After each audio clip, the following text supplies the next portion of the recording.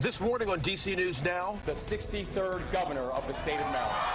Wes Moore wins, an historic moment for Maryland. We are leaving too many of our family and our neighbors behind. Democrats in Virginia holding on to key seats in the House. Serving those around us, serving the community, and serving those who come after us. Others not quite ready to concede. You want every single vote to be counted, yes? In the district, a third term for Mayor Bowser. We will defend our values. Are you with me, DC? Some key races still too close to call. We're breaking down what's next for the DMV and our nation this morning. DC News Now is your local election headquarters.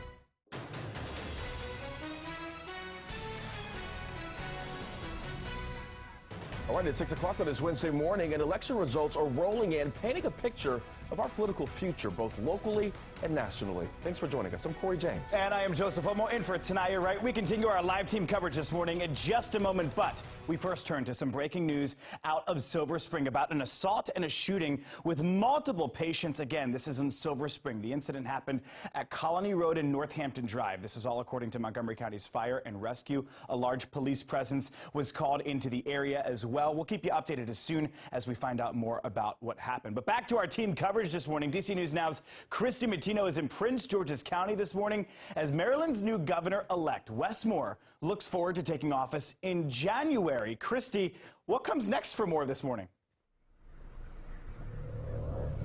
Good morning, Joseph. As you just said, Moore is waking up as the governor-elect this morning for Maryland with 90% of those votes in. His Republican opponent, Dan Cox, has yet to concede. So Cox was a Trump-endorsed candidate. He's still holding out hope this morning until all those votes are counted. But results show Moore has won in a landslide victory. Again, 90% of those votes are counted. So as of this morning, Moore has won roughly 60% of the vote compared to Cox's 37%. Governor Larry Hogan shared on social media that he has congratulated Moore on being elected as the next governor, saying there's no greater honor than to serve the people of this great state. Now, Hogan, a Republican, refused to endorse Cox throughout his campaign, but Moore says in his victory speech last night that he's grateful for the support he has gotten to push him to this landslide victory. Take a listen. You believed in the son of an immigrant, a graduate of a two-year college, a U.S. Army combat veteran, and a nonprofit leader who had never run for office before.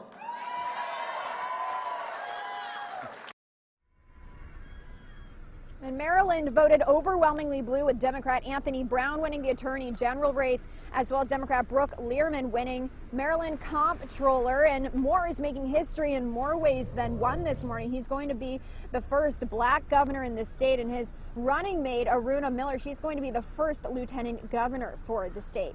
In Prince George's County this morning, Christy Matino, DC News Now.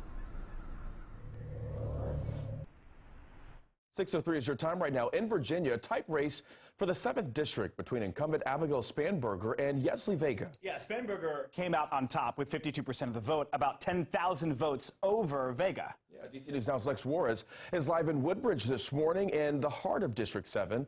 And Lex, this race was huge for the GOP, and only one candidate accepted the results this morning. Yeah, that's right. Yesley Vega has yet to concede this race, while Spanberger ended the night with celebrations and promises for what to look forward to in the future with her. Now, over the past few weeks, political analysts have said that this race would indicate a trend for the rest of the country. Governor Glenn Youngkin even got out on the campaign trail with Vega to show his support leading up to the election.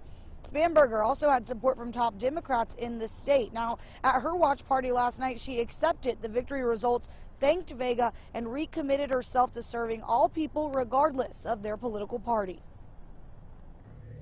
So tonight, as we celebrate, I ask that you reflect on how we can serve our communities, how we can bridge divides, how we can show through our actions a commitment to each other, the truth, and the future that we want to create for our country, for our Commonwealth, for our communities, and most importantly, for our children. Thank you, and I look forward to serving you all again these next 2 years.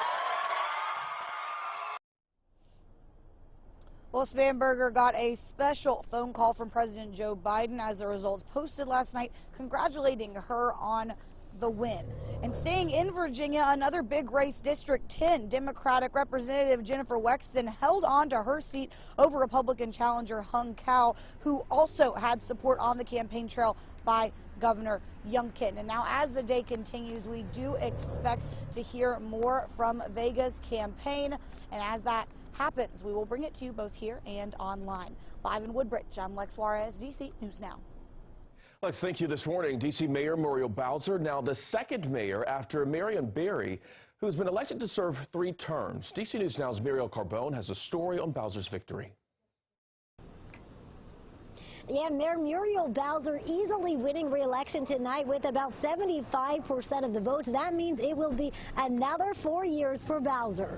Now, she told a crowd of her supporters that it is clear residents in the District of Columbia want a seasoned leader, one who isn't afraid to make the tough decisions. She says she will continue to do that and be someone who will get things done. They want a woman who knows how to start things and finish things, think big, push hard, and get things done. And that is what we have been able to do. And the mayor says despite a so-called red tide that's happening across the country nationally, D.C. will stay blue. And she is proud of that. She spoke to her supporters with other Democratic candidates that were reelected here in the district, including Congresswoman Eleanor Norton, as well as Ward 1 Councilmember Brianna Doe. Reporting in the district tonight, I'm Marielle Carbone, D.C. News Now. All right, Marielle Carbone getting us up to date there in the district. Thanks so much. Well, it wasn't just election day here in the DMV. This morning, we are still waiting on the results from several key races across the country. For instance, we still don't know which party will take control of the House of Representatives or the Senate. So here is what we have our eyes on this morning, specifically on the Senate side. Take a look. Big race in Pennsylvania. John Fetterman has won the Senate race there. Fetterman flips that seat from red to blue after defeating celebrity TV doctor Mehmet Oz. At a victory speech, Fetterman gave a shout out to his supporters, to his family, including his sister, who he said saved his life during his stroke 6 months ago. Take a listen to the end of his speech. We bet on the people of Pennsylvania, and you didn't let us down. And my promise to all of you is I will never let you down. Thank you, Pennsylvania. Thank you so much. Yeah, despite the Associated Press and other media organizations calling the race last night, Dr. Mehmet Oz has not yet conceded. We got our eyes on that. We'll keep you updated throughout the day.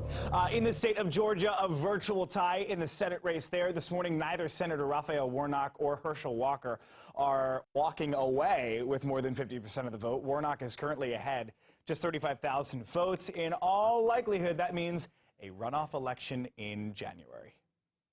All right, let's take a look at your weather. Your time right now is 6:08. Meteorologist Jackie Layer standing by with your forecast. And Jackie, the kids, they're going to need a jacket today. Yeah, for the kids at the bus stop this morning, make sure that they do have the heavier jacket just because temperatures out there this morning a little bit colder than yesterday morning. Quite a few locations starting off into the 30s. Frederick, we just dropped down to the freezing mark not too long ago. We're down to the upper 30s right now in Hagerstown. It's 35 in Martinsburg, right at the freezing mark in Winchester. 30s also Woodstock, Luray. 30s out towards Kaiser, Cumberland. The coldest spot on the map right now, 28 degrees. But as you get closer towards the district, the D.C. metro area coming in at 45, at least in D.C. 34, though, in Waldorf. 50 in Lexington Park, and that is the warmest spot in our area. Satellite and radar shows us we are all clear across the region. We have high pressure off towards our north. That keeps us quiet today as well as tomorrow. So if you're trying to plan out the rest of your day today and tomorrow will be great days to maybe clear or at least rake up some of those leaves, just because we are going to be seeing a lot of rainfall as we get towards Friday. And not only that, also breezy conditions. I'll have more details on that coming up. But right now, I do want to toss it over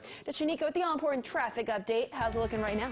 Well, it's not looking so good, Jackie. We're still tracking delays along the inner loop stretch of the Beltway, Capitol Beltway, right in Prince George's County. So we have this crash and road closure right between Maryland Route 5 and St. Barnabas Road. So you can see this backup, and it's just getting worse as time goes on. I've been tracking all of those delays here. You could see you're very slow up until this point. This is a 6-vehicle crash, multi-vehicle crash. They did shut part of the inner loop down.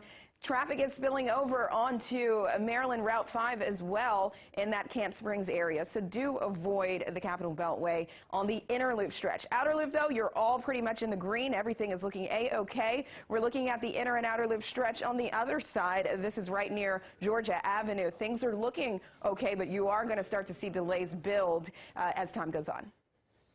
All right, Shanika, thank you. Still too close to call this morning. Maryland Delegate Neil Peart currently leading incumbent David Trone by just over 2 points in Maryland's 6th district race. Right now, the Associated Press showing only 73% of precincts reporting. Now, DC News Now is your local election headquarters. We are updating the latest election results right on our website, dcnewsnow.com. You can also download the DC News Now app on your cell phone or your smart device.